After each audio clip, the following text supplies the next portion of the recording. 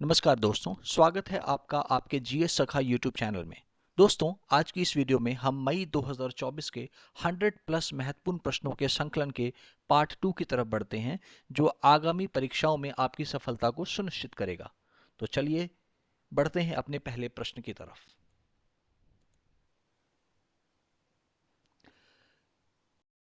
Question number 51। हाल ही में किस राज्य सरकार ने वन विकास निगम को 2024-25 में अपनी वित्तीय जीविका के लिए यूकेलिप्टस के पेड़ लगाने का आदेश जारी किया है? सही उत्तर है डी, केरला। Question number 52। प्रतिवर्ष कौन सा दिन राष्ट्रीय आतंकवाद विरोधी दिवस के रूप में मनाया जाता है? Right answer is 21st of May.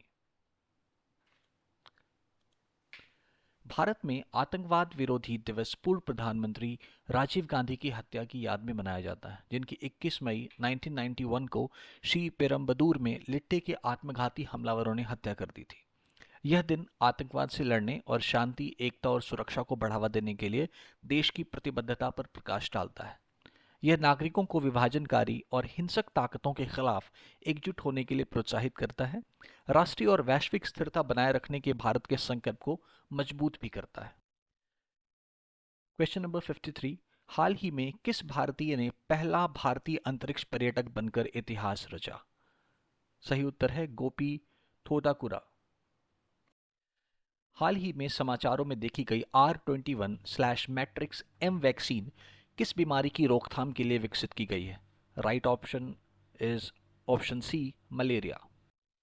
Question number 55। पुरातत्वविदों ने हाल ही में कर्नाटक के किस शहर में रॉक कला का पहला साक्ष्य खोजा? Right answer is option A, Mangaluru.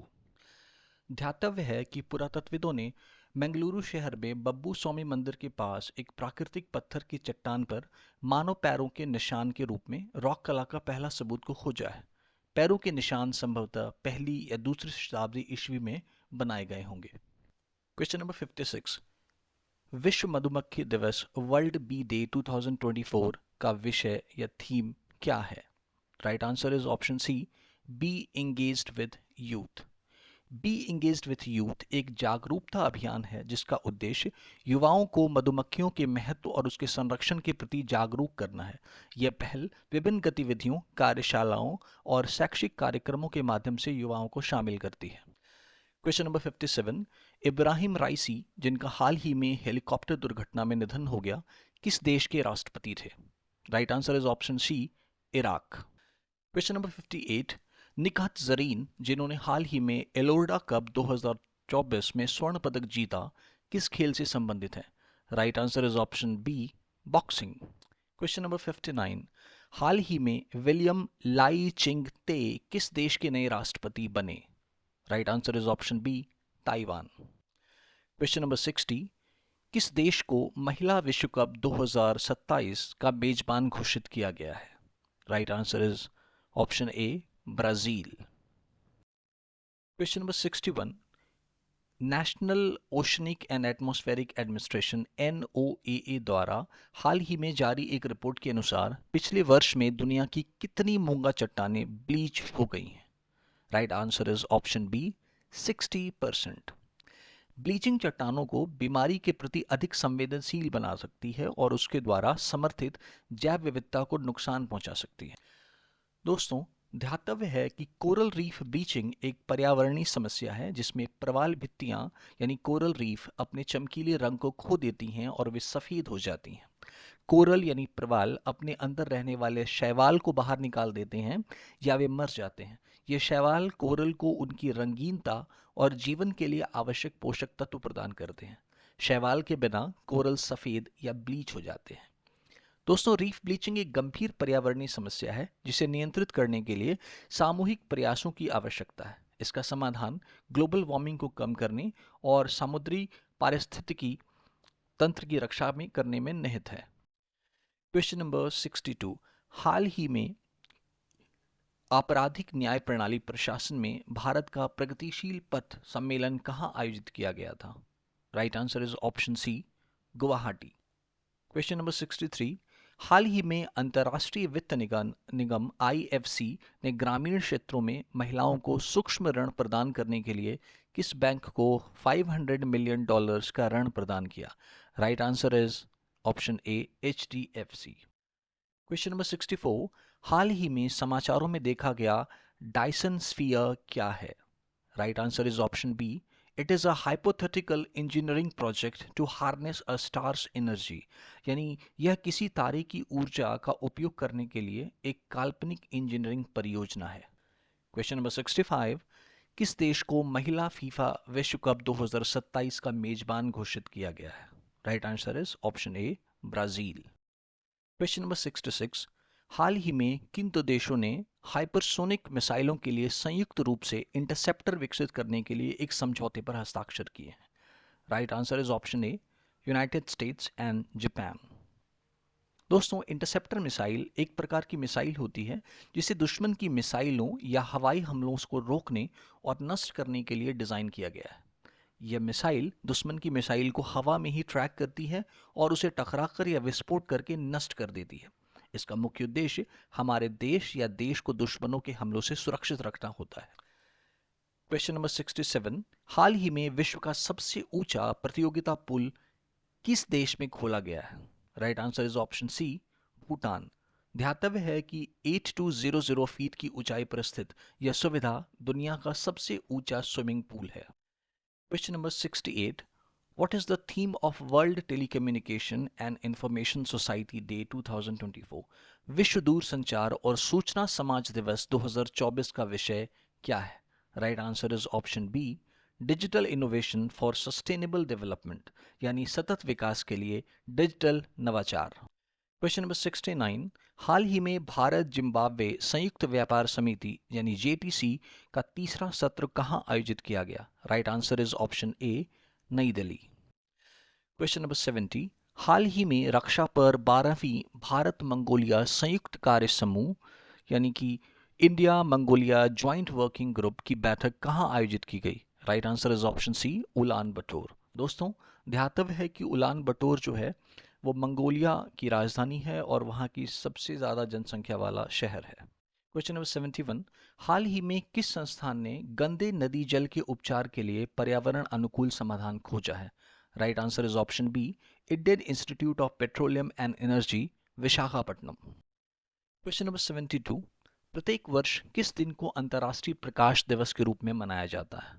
Right answer is option B, 16 May. दोस्तों, अंतर्राष्ट्रीय प्रकाश दिवस हर साल 16 मई को मनाया जाता है। इस दिन का उद्देश्य प्रकाश के महत्व को समझाना और इसे मनाना है। यह दिन प्रकाश आधारित तकनीकों जैसे चिकित्सा, संचार और ऊर्जा के क्षेत्र में इसके उपयोग के महत्व को भी दर्शाता है। यह दिन 1960 में भौतिक विज्ञानी और इंजीनियर थियोडोर मैमन द्वारा लेजर की पहली सफल ऑपरेशन की वर्षगांठ के रूप में मनाया जाता है। क्वेश्चन नंबर 73, हाल ही में भुवनेश्वर में 27वें फेडरेशन कप सीनियर राष्ट्रीय प्रतियोगिता में पुरुषों की भाला फेंक स्वर्ण पदक किसने जीता? Right answer is Neeraj Chopra, option A. Question number 76, हाल ही में खबरों में नजर आई मनिका बत्रा किस खेल से जुड़ी हुई हैं? Right answer is option A, table tennis. ध्यातव्य है कि भारत की शीर्ष महिला टेबल टेनिस खिलाड़ी मनिका बत्रा ने महिला एकल रैंकिंग में दुनिया की शीर्ष 25 में प्रवेश करके एक ऐतिहासिक उपलब्धि हासिल की है। क्वेश्चन नंबर 77, देश का कौन सा कौशल कार्यक्रम इंडिया स्किल्स प्रतियोगिता 2024 हाल ही में किस स्थान पर शुरू हुआ? Right answer is option C, New Delhi. Question number 78, हाल ही में अफ्रीका पर भारत अमेरिका वार्ता का कौन सा दौर कहां आयोजित किया गया था? Right answer is option B, Washington DC. हाल ही में भारत सरकार ने किस देश को $1 मिलियन की मानवीय सहायता देने की घोषणा की है? Right answer is option C, Kenya. ध्यातव्य है कि भारत ने केनिया को घातक बाढ़ के परिणाम को कम करने के लिए $1 मिलियन की मानवीय सहायता देने का वायदा किया है, जिसमें 267 लोगों की जान चली गई और 3,80,000 से अधिक लोग विस्थापित हुए। हाल ही में खबरों में रहा भारतीय साइबर कर अपराध समन्वय केंद्र 14C किस मंत्रालय के तहत संचालित होता है? Right answer is option C, ministry of home affairs. Question number 81, हाल ही में एशियाई ट्रैम्पोलिन जिम्नास्टिक चैंपियनशिप में रजत पदक किसने जीता? Right answer is option C, Srishti Khandagale. Question number 82, Surjit Patar जिनका हाल ही में निधन हो गया किस भाषा के कवि थे? Right answer is option A, Punjabi. Question number 83, हाल ही में संयुक्त राष्ट्र द्वारा किस दिन को विश्व फुटबॉल दिवस घोषित किया गया? Right answer is option C, 25 of May. Question number 84, हाल ही में विश्व हाइड्रोजन शिखर सम्मेलन और प्रदर्शनी 2024 कहाँ आयोजित की गई? Right answer is option D, Rotterdam, Netherlands. Question number 85, हाल ही में memory of the world committee for Asia and the Pacific यानी माओकैप की 10वीं बैठक कहाँ आयोजित की गई? Right answer is option B, Ulan Bator, Mongolia. दोस्तों ध्यातव्य है कि माओकैप एशिया और प्रशांत क्षेत्र की सांस्कृतिक और ऐतिहासिक धरोहर को संरक्षित रखने में महत्वपूर्ण भूमिका निभाता है। यह संगठन दस्तावेजी विरासत को आने वाली पीढ़ियों के लिए संरक्षित रखने के प्रयास में जुटा हुआ है ताकि उन्हें अपने इतिहास और संस्कृति के बारे में जानने का अवसर मिल सके। दोस्तों माओकैप यूनेस्को की एक समिति है जो एशिया और प्रशांत क्षेत्र में सांस्कृतिक और ऐतिहासिक धरोहरों को संरक्षित रखने के लिए काम करती है। खास बात है कि भारत से रामचरितमानस, पंचतंत्र और सहृदय लोकना को 2024 के लिए यूनेस्को की memory of the world Asia Pacific regional register में शामिल किया गया है। क्वेश्चन नंबर 86, हाल ही में किस संगठन ने भौगोलिक संकेतक यानी जीआई उत्पादों के प्रभाव मूल्यांकन पर एक अध्ययन को मंजूरी दी है? Right answer is option C, NABARD. दोस्तों नाबार्ड का full form National Bank for Agricultural and Rural Development है। ध्यातव्य है कि जीआई एक चिन्ह है जिसका उपयोग उन उत्पादों पर किया जाता है जिनकी एक विशिष्ट भौगोलिक उत्पत्ति होती है और उनमें उस उत्पत्ति के कारण गुण या प्रतिष्ठा होती है। कानूनों के माध्यम से बौद्धिक संपदा की सुरक्षा से आर्थिक विकास, रोजगार और आय सृजन के संदर्भ में लाभ प्राप्त करने में मदद मिलती है।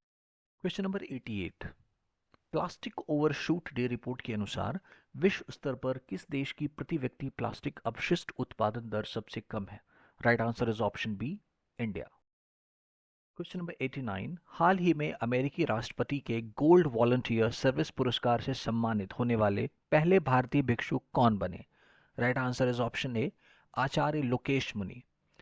ध्यातव्य है कि जैन आचार्य लोकेश मुनि 2024 में अमेरिकी राष्ट्रपति का गोल्ड वॉलंटियर सर्विस पुरस्कार पाने वाले पहले भारतीय भिक्षु हैं। वह अहिंसा विश्व भारती और विश्व शांति केंद्र के संस्थापक भी हैं और मानवता और जनता की भलाई के में उन्होंने अनेक योगदान दिए हैं जिनके लिए वो पहचाने जाते हैं।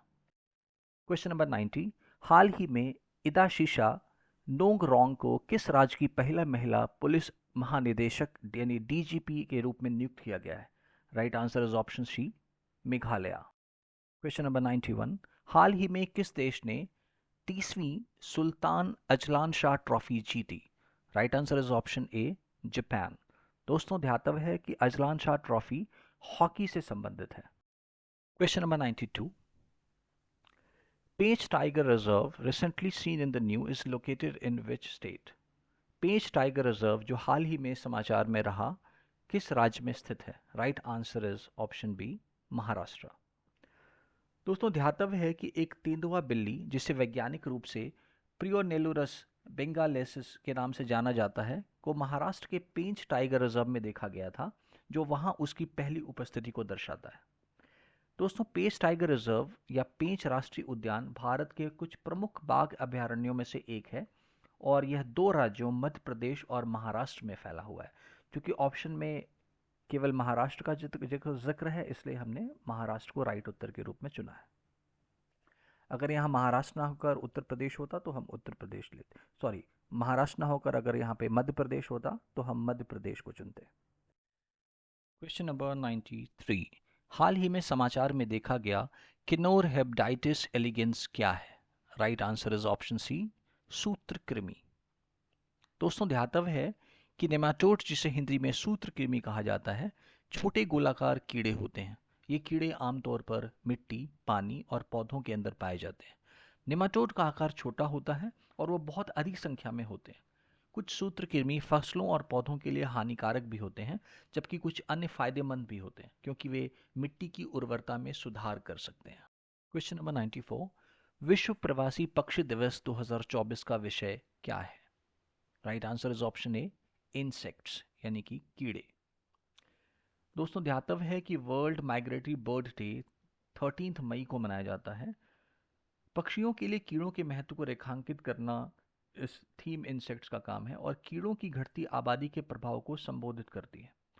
वर्ल्ड माइग्रेटरी बर्ड डे प्रवासी पक्षियों के आवासों को संरक्षित करने के महत्व के बारे में जागरूकता बढ़ाता है। क्वेश्चन नंबर 95, कट्टुपुवम कुरोनिल्ला एक दुर्लभ वृक्ष प्रजाति है, हाल ही में भारत के किस क्षेत्र में फिर से खोजी गई थी? Right answer is option A, Western Ghat. दोस्तों शोधकर्ताओं ने पश्चिमी घाट के वागामोन पहाड़ियों के गैर संरक्षित क्षेत्र में 140 वर्षों के बाद एक दुर्लभ वृक्ष प्रजाति उनियाला मल्टी ब्रैक्टिटा को फिर से खोजा है। स्थानीय रूप से इसे कुट्टुपुवम कुरोनिल्ला के नाम से जाना जाता है। क्वेश्चन नंबर 96, हाल ही में भारत ने किस देश के साथ राजनयिक पासपोर्ट के लिए वीजा छूट समझौते पर हस्ताक्षर किए हैं? Right answer is option D, Moldova.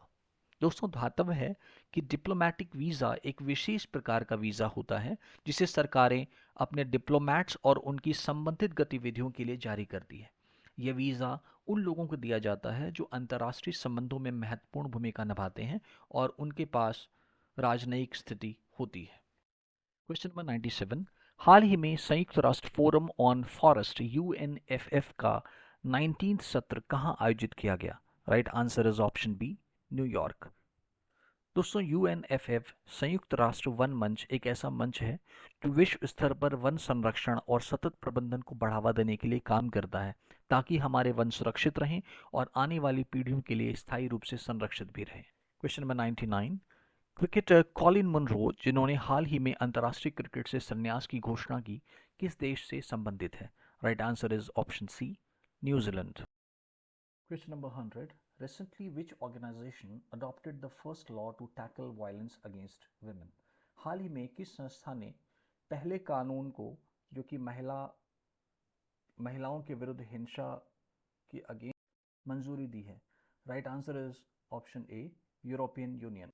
दोस्तों ध्यातव्य है कि यूरोपियन यूनियन यूरोप के 27 देशों का एक राजनीतिक और आर्थिक संघ है। इसका उद्देश्य सदस्य देशों के बीच सहयोग को बढ़ाना और आर्थिक, राजनीतिक और सामाजिक और सुरक्षा मामलों में एकजुटता बनाना है।